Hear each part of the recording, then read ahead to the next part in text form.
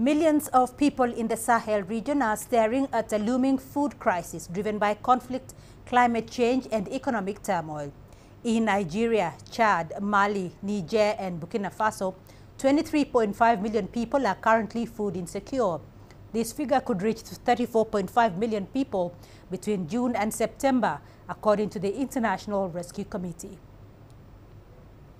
Bawa Danhatu used to be a big-time commercial farmer with several farms in different locations across Kaduna State in north-central Nigeria. But in the past 3 years, he's abandoned almost all of them because of rampant banditry and kidnapping for ransom in local communities in southern Kaduna. He's now left with this one, which is close to his home.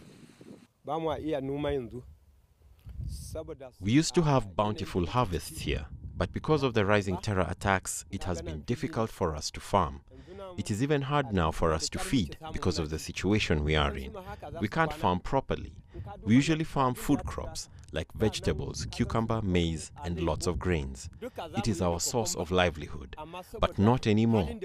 Insecurity has affected us deeply. We live in fear, and even our women cannot go into the bush to gather firewood anymore.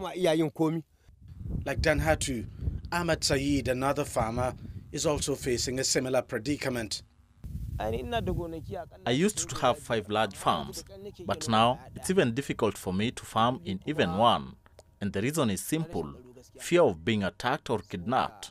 In the past, I produced over 100 bags of grains after every harvest from my farms, but I can't go to those farms anymore. It is the same narrative across most parts of northern Nigeria, which is the food belt of the country. And the situation is not different in the wider Sahel region of Africa, where insecurity is combining with other factors to cause worsening food shortages. From Mali to Niger, Burkina Faso to Chad and Mauritania, the UN World Food Programme says around 10.5 million people are at risk of starvation. Climate change is also making things worse, and in most cases, causing violent conflicts between farmers and herders across the Sahel region. For about 4 months last year, severe flooding caused by heavy rainfall affected many parts of Nigeria, Niger and Chad, destroying thousands of hectares of farmland in the process.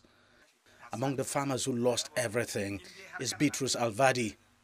I use all I have to put it on my farm as an investment, expecting that I will harvest more from what I've put in so far on my farm to take care of my needs or my problem, to solve my problem.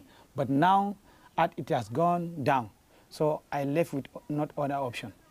With many people unable to farm like they used to in the past, food shortages have worsened in many parts of the country. Ironically, it's people in rural areas, many of them farmers, who have been badly affected.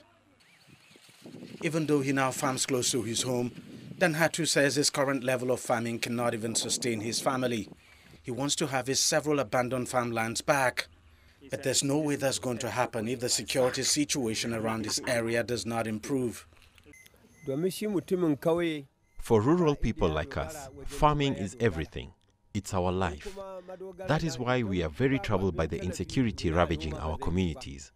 We are pleading with the government to do everything it can to make our communities safe and make our farmlands safe as well. The government should please wipe away our tears. In January, the UN Children's Agency UNICEF warns that 25 million Nigerians are at risk of facing hunger between June and August this year, which is the lean season if urgent action is not taken. A new government is due to be inaugurated in Nigeria in May. Danhatu and his fellow farmers are pinning their hopes on the new government to help them back on their feet and avert the looming food crisis. Deji Bademasi, CGTN, Kaduna, Nigeria.